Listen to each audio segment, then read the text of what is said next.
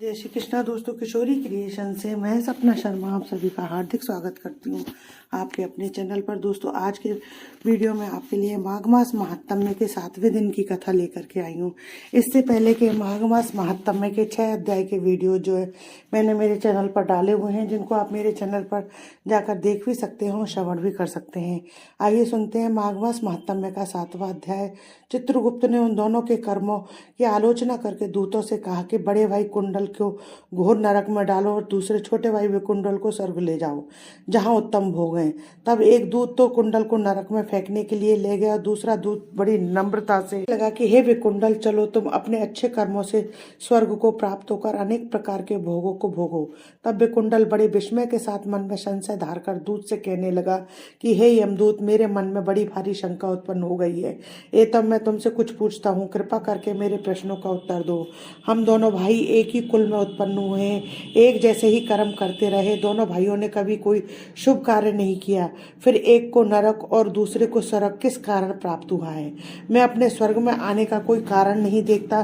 तब यमदूत कहने लगा कि हे विकुंडल, माता पिता, पुत्र पत्नी, भाई बहन से सब संबंध जन्म के कारण होते हैं और जन्म कर्म के भोगने के लिए ही प्राप्त होता है। जिस प्रकार एक वृक्ष पर अनेक पक्षियों का आगमन होता है, उसी तरह से संसार में पुत्र, भाई, माता पिता का भी संगम होता है।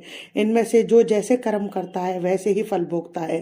तुम्हारा भाई अपने पाप कर्मों से नरक में गया, तुम अपने पुण्य कर्म के कारण स्वर्ग में जा रहे हो। तब विकुंडल ने आश्चर्य से पूछा कि मैंने तो आजन्म कोई धर्म का कार्य नहीं किया, सदैव पापों में ही लगा रहा। मैं अपने पुण्य के कर्म को नहीं जानता। यदि तुम मेरे पुण्य के कर्म को जानते हो तो कृपा करके मुझे बतलाइए। तब देवदूत कहने लगा कि मैं सब प्राणियों को भली भांति जानता हूँ, तुम नहीं जानते। सुनो, हरिमित्र का पुत्र सुमित्र नाम का ब्राह्मण था, जिसका आश्रम यमुना नदी के दक्षिणोत्तर दिशा में था। उसके साथ जंगल में ही तुम्हारी मित्रता हो गई और उसके साथ तुमने 2 बार मास में श्री यमुना जी में स्नान किया। पहली बार स्नान करने से तुम्हारे सब पाप नाश हो गए और दूसरी बार स्नान करने से तुमको स्वर्ग प्राप्त हुआ।